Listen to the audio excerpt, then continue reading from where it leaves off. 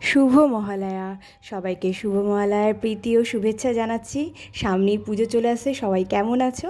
আর এই দেখো, আজকে মহালয়ার দিন নতুন কিছু করব। তো কি করা যায় সেই অনুযায়ী সকাল সকাল চিকেন নিয়ে আসা হলো এবং চিকেন কষা, আর তার সাথে ভাবছি ফ্রাইড রাইস করব। সকাল থেকেই জানো তো আমাদের আজকে মহালয়ার দিন কারেন্ট নেই, কি অবস্থা, ঘুম ভেঙেছে সেই ভোর 4টের সময়। যাই হোক, এই সুযোগে মহালয়াটা একটু শোনা হয়ে গেল। অন্যান্য টাইমে তো ঘুমই ভাঙতে চায় না। আর আজকে এই খাবারের কিন্তু উপলক্ষ মেনলি আমার ছেলে। হ্যাঁ, সে মানুষটা ছোট, খুব একটা খেতে পারে না ঠিকই, কিন্তু ওই যে বাচ্চা মানুষ, তাকে একটু সাজিয়ে দিলে সে প্রচণ্ড পরিমাণে খুশি হয়ে যায়।